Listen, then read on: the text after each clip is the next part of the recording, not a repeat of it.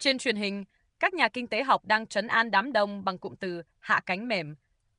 Họ vẽ ra cái kết đẹp, nơi lạm phát hạ nhiệt, tiêu dùng kiên cường và không có cú vỡ nợ diện rộng nào xảy ra.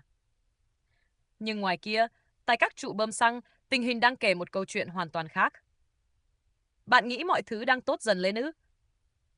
Cây xăng không biết cách nói dối. Khi cây xăng bắt đầu gào tên suy thoái, thì bức tranh vĩ mô màu hồng của phố Wall có thể chỉ là một câu chuyện vô cùng dễ nghe mà thị trường đang tự du ngủ chính mình.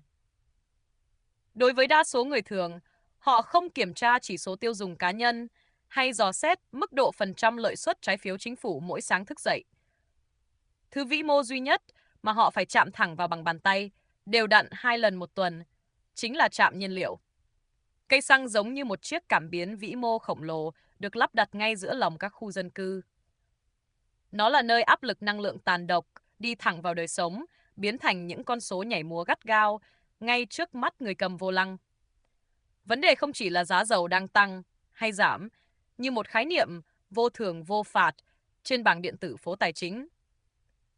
Khoản chi phí bắt buộc này bóp nghẹt trực tiếp phần dôi dư hiếm hoi trong ví cuối tuần khi hóa đơn bơm xăng đắt lên vô lý. Lập tức những quyết định mua sắm khác bị cắt giảm thê thảm. Một gia đình sẽ hủy chuyến du lịch ngắn ngày, bớt bữa ăn ngoài và ngập ngừng khi nhặt thêm đồ vào xe đẩy siêu thị.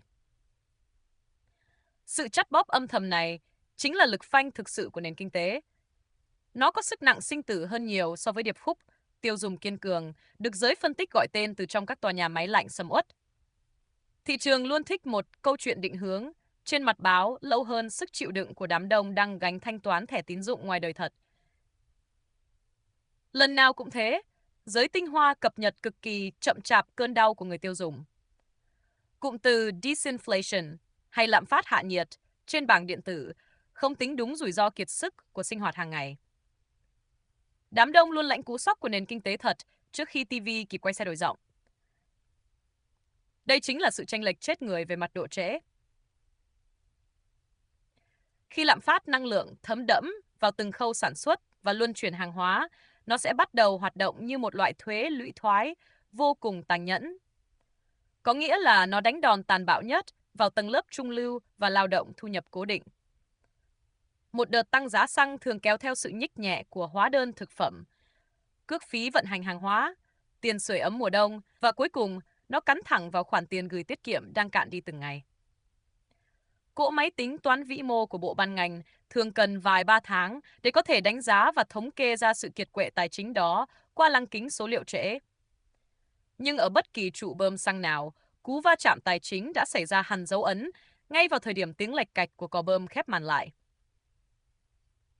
Bài học sinh tồn vĩ mô chốt lại ở đây không phải là kêu gọi bạn xách giỏ đi buôn dầu thô hay xúi giục bạn bán tháo thị trường danh mục cổ phiếu chỉ vì một ngày thứ Bảy lỡ đổ xăng quá đắt đỏ.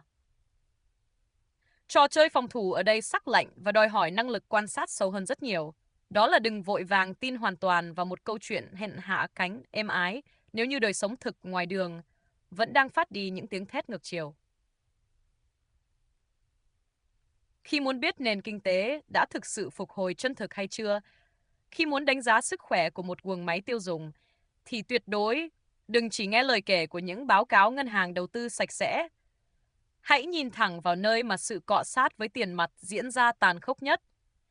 Nếu cây xăng còn đang nghiến răng, thì bức mảnh hạ cánh mềm có lẽ chỉ là lớp rèm che mỏng mảnh, cố tình chê đi một cú tiếp đất dội sóc. Chào mừng bạn đến với chuyên mục Capital Frontlines. Tôi là Long. Nếu bạn từ chối nhìn nền kinh tế qua lăng kính ngây thơ và muốn đọc thấu những chỉ báo khắc nghiệt không nói dối trên đường phố, hãy bấm nút đăng ký kênh. Chúng ta sẽ còn lật lại nhiều cuộc chơi tài chính khác, nơi những con số gài bẫy trên bàn giấy không thể che lấp được nỗi đau hóa đơn của người đời thật. Hẹn gặp lại đồng đội ở chiến tuyến tiếp theo.